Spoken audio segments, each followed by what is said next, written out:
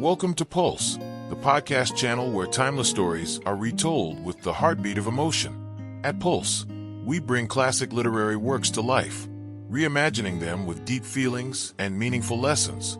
Each episode is a journey where you'll live alongside the characters, experience their joys and sorrows, and find light in life. If you love literature and crave stories that touch the soul, Pulse is for you. Today, we step into the world of Nobody's Boy, Sans Famille, the masterpiece by French author Hector Malot. Published in 1878, the novel follows Rémi, an orphaned boy wandering the roads of France, searching for family and learning about compassion. Hector Malot, born in 1830, was one of 19th century France's renowned authors, known for his emotional and humane writing. Nobody's Boy has captivated readers worldwide, translated into over 30 languages, becoming a symbol of perseverance and humanity. In this first episode, we follow Rémi, an 8-year-old boy, as he leaves his small village and embarks on a challenging journey with an unexpected mentor. Get ready, because Rémi's path will stir your heart. France, 19th century. Endless wheat fields, old stone houses, and a boy named Rémi, living with his foster mother, Barbarin. Rémi doesn't know his real parents, but he believes he belongs here. Until one day, a harsh truth tears him from his home, thrusting him into an unimaginable adventure. Rémi, 8 years old, grew up in the arms of his foster mother, Barbarin, a poor woman who loved him like her own. But one day, his foster father, Mr. Barbarin, returns from Paris with grim news. Injured and unable to work, the family is destitute. He reveals Rémi is not their son. He was a foundling. We can't keep him anymore, he says. Barbarin sells Rémi to Vitalis, an old street performer with silver hair and deep, piercing eyes. Vitalis roams France, performing with 3 dogs, Capi, Zerbino, and Dolce, and a monkey named Jolicoeur. Rémi is terrified, unwilling to leave his foster mother, but Vitalis says, "Come with me, and you'll learn how to live." Heartbroken, Rémi follows him, beginning a life of wandering. Vitalis teaches Rémi to sing and play the harp. Rémi's clear voice echoes through village streets, drawing passers-by who toss coins into Vitalis's hat. Rémi learns to smile, though his heart is heavy. One night, sleeping in a cold stable, Vitalis shares his story. Once an opera singer, he lost everything due to a mistake. "Life is a performance, Rémi," he says. "No matter the pain, keep singing." Rémi bonds with Capi, the clever dog who leads the troupe, licking his hand as if to comfort him. He also grows fond of Jolicoeur, the mischievous monkey who loves to perform tricks. They travel through fields and small towns, facing rain, wind, and hunger. Once, the police arrest Vitalis for performing without a permit. Rémi trembles, but Vitalis calmly pays the fine, teaching him, "Don't be afraid, Rémi. Hold your head high." In a village, Rémi meets a group of street children, including Mattia, a skinny boy who plays the violin. Mattia shares a piece of bread with Rémi, and they talk about their dreams. "I want to be a famous musician," Mattia says. For the first time, Rémi feels he's not alone. Vitalis notices and smiles. Family isn't just blood, Rémi. The journey continues, but hardships mount. A storm forces the troupe to take shelter in a forest. Rémi shivers, but Vitalis holds him close, telling stories about the stars to distract him from the cold. Rémi begins to admire Vitalis, seeing him as a teacher and father figure. Then, one day, Vitalis receives news from an old friend, a clue about Rémi's real family, linked to a woman in Paris. "We're going to Paris," Vitalis declares. Rémi, his heart full of hope, doesn't yet know the dangers that lie ahead. Under the soft light of dawn stretching across the lush green fields, Vitalis's small troop made its way toward Paris. Rémi, carrying a harp over his shoulder, walked beside the old master, his eyes glimmering with a fragile hope. A small clue about his origins was enough to kindle a warm flame in his heart, dispelling the lonely days of wandering. Capi, the loyal dog, bounded ahead, occasionally turning back to bark joyfully, as if sharing in his young master's joy. Vitalis was quieter than usual. Beneath his silver hair, his eyes carried a silent concern. "Paris," he said in a low voice. is where you will find the answers, but it's also where you'll need a strong heart." Rémi nodded, not fully grasping the depth of those words, but to him, Paris was a dream, dazzling, grand, and full of promise. The long journey was not easy. Rain had turned the dirt road to mush, and Rémi's worn shoes grew heavy with mud. Despite his age, Vitalis marched on resolutely, telling the boy-old stories of Paris, the bridges over the Seine, the glowing theaters where he once performed in his youth.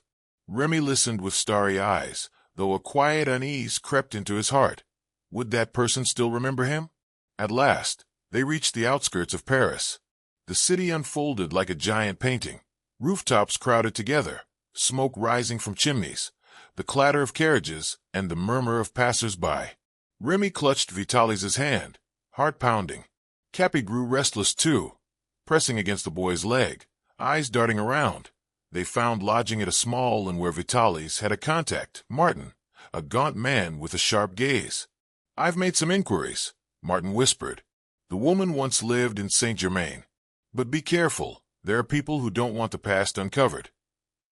Though he didn't fully understand, Rémi could sense the tension in the air. That night, in the Crampton room, Rémi lay awake. He heard Vitalis's soft breathing and Cappy's faint barking in his sleep. The image of a woman flickered in his mind, gentle yet distant. What he didn't know was that amid the glittering heart of Paris, a dark secret awaited him, one that could shatter the fragile dream of reunion that had just begun to flicker. The next morning, Vitalis took Rémi to the Saint-Germain district. The cobbled streets were uneven, and the old houses stood like silent boxes. Every woman who passed made Rémi's heart race, then sink with disappointment. Suddenly, they stopped in front of a small house with a faded blue door. Vitalis knocked. An elderly woman appeared, her hair tied in a bun, her eyes a mix of curiosity and fear. "You've come about that matter, haven't you?" she whispered. Vitalis nodded. "We need to know the truth." No one spoke further, but both Rémi and the old woman could feel it. Something very important was about to be revealed. The woman stared at them in silence, then opened the door. The small house was dark and quiet. Rémi clutched Vitalis's coat as they followed her into a tiny room where a faint light filtered through a misty window. On the table lay a carved wooden box. The woman spoke softly. "I was paid to keep these items, no questions asked, just to wait in case someone came back." She opened the box. Inside were a piece of cloth embroidered with the initials RM, a silver comb, and an old, yellowed note. On that rainy night, the woman left the child in this box, then disappeared. Rémi looked at the comb, his heart fluttering. Vitalis placed a hand on the boy's shoulder and said gently, "You are not an orphan, Rémi. I believe we're close to finding where you truly belong." Under the blazing red sunset, as they left the old house in Saint-Germain, Vitalis walked slowly, his gaze distant. "Rémi," he said in a deep voice, "life doesn't always give us answers right away, but each step we take, each person we meet, is a piece of the puzzle. You must be patient." Rémi nodded, his heart still filled with unanswered questions, but his eyes now shone with a quiet determination. In the days that followed, their little performing troupe continued on its uncertain journey. They passed through peaceful villages, golden wheat fields, and dark, dense forests. Rémi and his four-legged companions, Cappy, Zerbino, Dolce, and the little monkey Jolicoeur, brought laughter to passers-by, even if only for a moment. Cappy amazed crowds with his agile acrobatics. Jolicoeur, wearing a tiny red hat, played the role of a proud general, making people burst into laughter. On cold nights, Rémi's clear voice rose in song beside the campfire, warm and soothing like a lullaby for weary souls. Vitalis was not only a guide but a bearer of fire and light. Each night, by the glow of the fire, he told stories of his wandering life, of faraway cities, and of the kind people who had once helped him along the way. "People can be cruel, Rémi," he said, "but they can also be kind. Never forget that." Rémi listened in silence, the words seeping into his heart like the wind into leaves, quiet but lasting. But life held harsh turns. Winter came, sharp and merciless.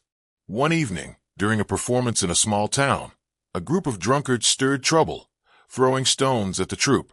Vitaly stepped in to protect Rémi and the animals, and was struck on the head. "Don't be afraid, Rémi. I'm fine," he whispered, but the wound worsened. They had to stop in a poor village, where no doctor was to be found. Rémi took care of him alone, feeding him spoonful by spoonful, wiping the sweat from his brow, staying up all night by the old straw bed.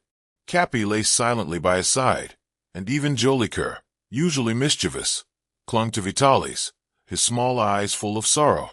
One night, as the wind howled through the cracks in the door and dawn had yet to break, Vitaly called Rémi close. He took the boy's hand and whispered, "My son, I have lived a long life, and you are the best thing I ever found. Keep singing, keep living, and never give up." Tears streamed down Rémi's face. "Don't say that, you'll get better," he sobbed. But Vitaly only gave a faint smile. As the first light of dawn crept in, he closed his eyes and passed away peacefully. Rémi bowed his head beside him, feeling as if the whole world had collapsed. Cappy let out a mournful howl. Jolicoeur clung to Rémi's arm, his little eyes brimming with tears. Rémi buried Vitaly beneath a great oak tree, carving his name into a simple stone. Standing before the grave, he made himself a promise to go on, not just for himself, but for everything his teacher had taught him: kindness, love, and a spirit that never surrenders to fate.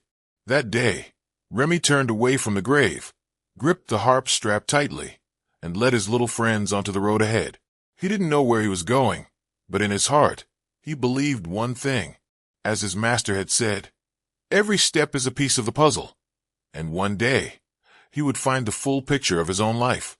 The death of Vitaly left a deep void in Rémi's heart.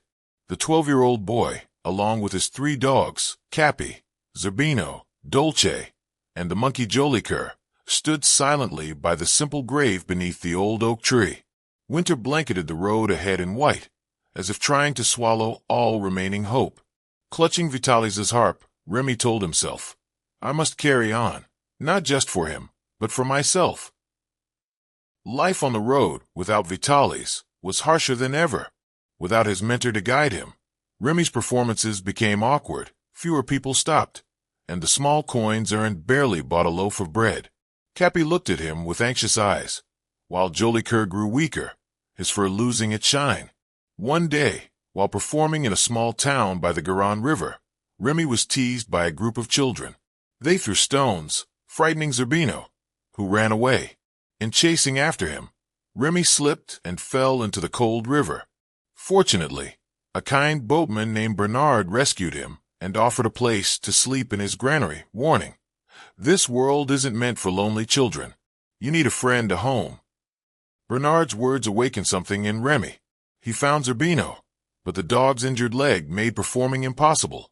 Rémi had to work at a brick kiln to afford medicine, enduring the harsh scolding of the brutal owner. Each night, he returned to his shelter, holding Cappy and Jolicoeur close, singing Vitaly's songs to chase away the loneliness. But deep down, he knew this life couldn't last forever. Everything changed when Rémi met Mattia, a skinny boy playing the violin in Bordeaux. Mattia offered Rémi an apple and said, "We're alike, Rémi. Neither of us has a home, but we have music." For the first time in months, Rémi smiled genuinely. The two became partners, performing together, their laughter and lively music drawing bigger crowds. Yet challenges still pursued them.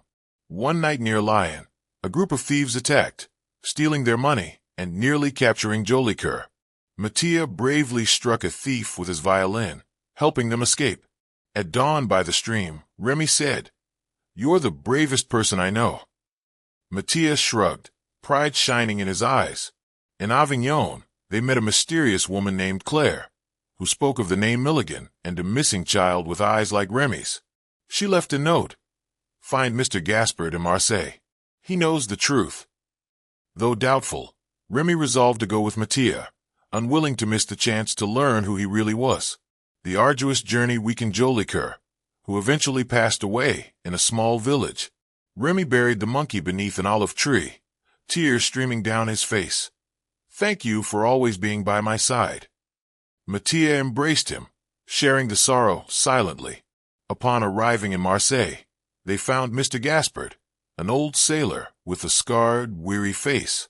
He told them of a wealthy English family who hired him to find their lost child, but warned that some did not want the truth revealed.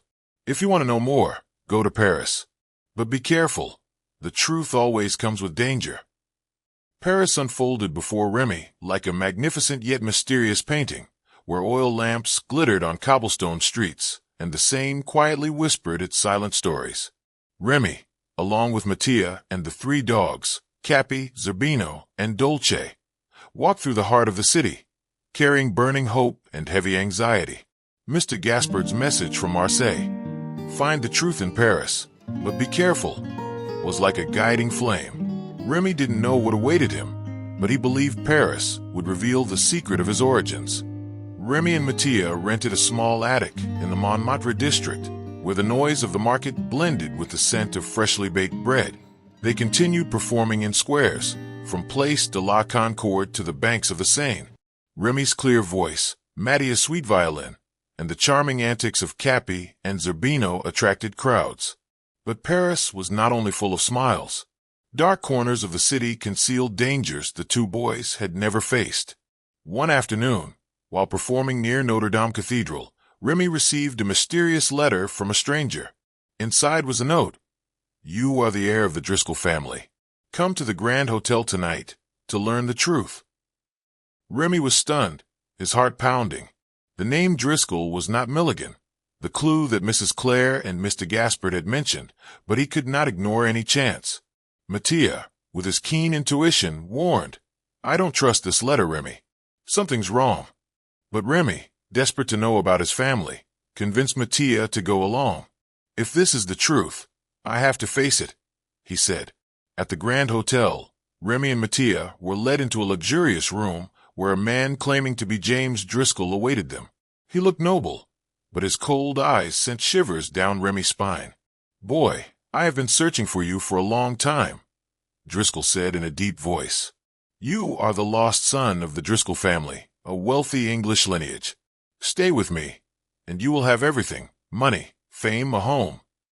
Driscoll showed an old photograph of a baby wrapped in silk cloth, with eyes strikingly similar to Rémi's. Rémi's heart felt tangled. Was this the truth? But Capi, lying by his feet, growled softly, and Mattia whispered, "He's lying, Rémi. Look at how he looks at you, like a wolf." Though suspicious, Rémi agreed to stay a few days to verify his identity, on the condition that Mattia and the dog stay with him. Driscoll reluctantly agreed, but a cunning gleam flashed in his eyes. The days at the Grand Hotel were a series of misunderstandings and dangers. Driscoll introduced Rémi to people who claimed to be relatives, but all treated him more like a commodity than family. Mattia, using his cleverness, secretly searched Driscoll's room and discovered a terrible secret. Driscoll was not Rémi's father, but a fraud who hunted orphan children to impersonate heirs and seize wealthy families' fortunes. The photograph was merely a prop, used to deceive many victims before Rémi. When Rémi confronted Driscoll, the man revealed his true nature. "You think you can escape, kid?" he growled, ordering his henchmen to tie up Rémi and Mattia. In the danger, Capi lunged, biting one man, while Zerbino and Dolce caused chaos in the room, helping the boys escape through a window. They ran through the streets of Paris, hearts pounding, but disappointment welled up inside Rémi. "I thought I found my family," he whispered, tears streaming. Mattia hugged him. "You still have me, Rémi, and we haven't given up yet." The real chance came unexpectedly. While sheltering in a small cafe, Rémi and Mattia overheard a customer talking about a noblewoman named Milligan, who had spent her life searching for her kidnapped son. "She lives on a flower-decorated boat drifting on the Seine," the man said. "They say she has a sick little boy named Arthur." A shock ran through Rémi. Milligan, the name Mrs. Clare and Mr. Gaspard had mentioned. Could this be true? Rémi and Mattia went to the Seine's banks, where a flower boat adorned with colorful pots was moored. As they stepped aboard, a woman appeared. Mrs. Milligan, with silver hair and sad eyes, looked at Rémi for a long moment. "Boy," she whispered, voice trembling, "are you my son?" Rémi, unable to believe it, shook his head. "I don't know, ma'am. I just want the truth." Mrs. Milligan led them inside, where a skinny boy named Arthur lay on the bed. Arthur smiled weakly upon seeing Cappy, and Rémi recounted his story, from wandering with Vitalis, Jolicoeur's death, to the clues about the Milligan family. Mrs. Milligan listened, tears falling. Finally, she took out an old silk scarf embroidered with delicate patterns. "This is the cloth you were wrapped in when kidnapped," she said. "If you are my son, you will recognize it." Rémi touched the scarf, and a vague memory flooded him, the gentle scent, a warm embrace. "Mother," he whispered, and Mrs. Milligan hugged him tightly, crying. Arthur, though frail, held Rémi's hand. "Brother," the boy said with a bright smile. Mattia stood beside them, smiling but with eyes glistening. "You did it, Rémi," he said. The reunion journey was not easy. Driscoll, though defeated, sought revenge. He sent henchmen to the flower boat, attempting to kidnap Rémi again. But Rémi, with courage forged through hardships, alongside Mattia and the dogs, defeated them. Cappy, loyal to the end, bit the leader, helping Rémi and Mattia alert the police in time. Driscoll was finally caught and could no longer harm Rémi. Mrs. Milligan told Rémi the truth. He was the eldest son of the Milligan family, kidnapped as a few-month-old baby by those seeking ransom.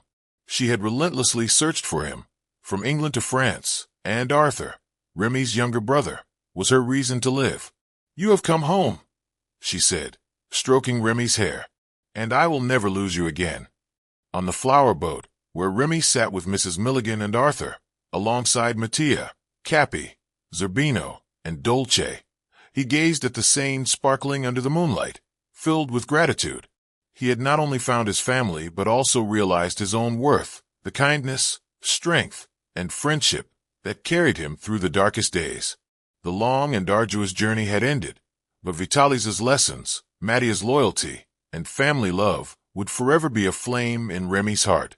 Rémi smiled, singing an old song of Vitali's, his clear voice echoing through the night. Paris, with all its light and shadow, had become home. Rémi's story is not just a journey to find his family. It's a tale of kindness, resilience, and the light of a small heart shining in the darkness. He teaches us that family is not only about blood, but about those who stand by us in our weakest moments, like Mattia, the brave friend, or Cappy, the loyal dog who stayed until the very end. When Rémi sings on the flower boat under the Parisian moonlight, it is a song for his mother, for his brother, for Vitalis, for Jolicoeur who is gone, and also for himself, the boy who overcame everything to discover his own worth.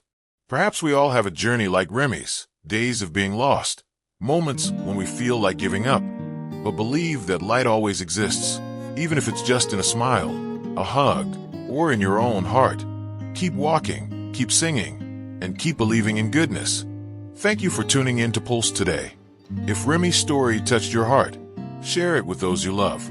And don't forget to hit the bell and subscribe to follow our upcoming episodes, where we'll explore more stories that inspire.